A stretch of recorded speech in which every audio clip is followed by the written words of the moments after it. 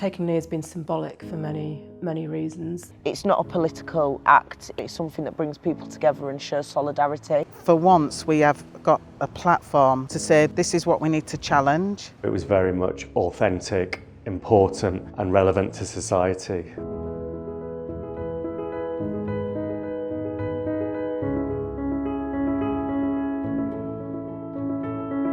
Taking the Knee was born in the middle of lockdown during the Black Lives Matter protest, and we constantly heard about taking the knee as if it was something new.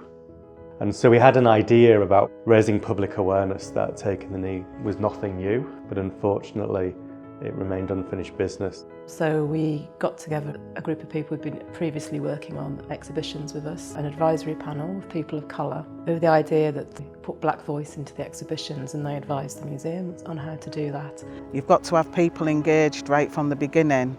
It's no good asking people to come in halfway through. People are not as passionate, they don't believe in the vision because they've not been party to that. So this was a really good opportunity. I thought it would be really useful, especially in this sort of time, because at the moment we have a lot of disparity going on in society in relation to taking the knee and showing solidarity with people that are marginalised. So we felt by going into the history of that and showing that in an exhibition, it'd give people the information to make an informed choice. Those members of the community have taken the knee.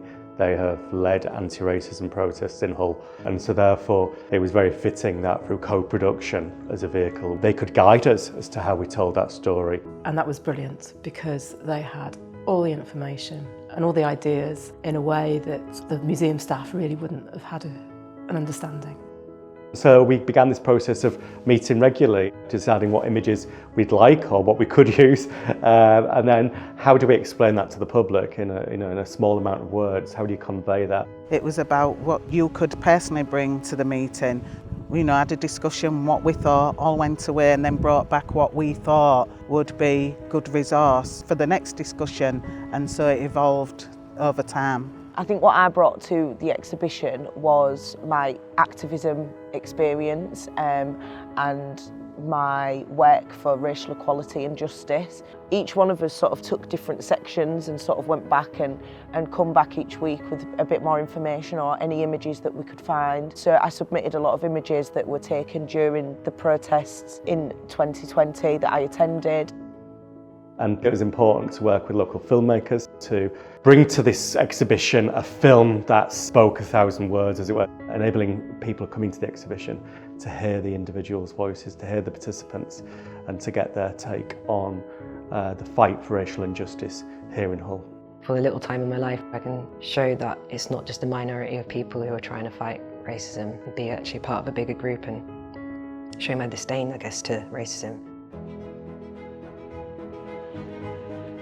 The exhibition's been very well received. Sometimes you don't get much in an exhibition, but there's been a lot of people responding to this. And that's fantastic to see, that level of engagement. I've had family members come from London, and my two youngest nieces, their feedback is that they were really proud. And I feel like doing this work inspires young activism, and I feel like it inspires other people to get on board. It's a real privilege to be shown a deeper understanding. I've learned a lot about racism and anti-racism and just how damaging that is to people. Some of these subjects are very difficult to do because they're quite politically sensitive. So to get that feedback on a topic that potentially could upset people is just brilliant. I just feel that we've taken an honest approach, and we've been honest with one another. We've not all necessarily agreed with one another, but we've all got something in common as our journey. We've been able to say things which maybe have never been said before. We've been able to be honest without offending. And it's benefiting the city, it's benefiting the local authority, it's benefiting the museums department, it's benefiting the city as a whole. I think going forward now, what's really important is that we start to make it even bigger and even better and call for some of these bigger institutions to fund this work and make it permanent. Hopefully it's the beginning of a journey which will empower people, and I think that's what we're about as a university, empowering people, challenging prejudice and bringing together supporters who join in that inspiration too.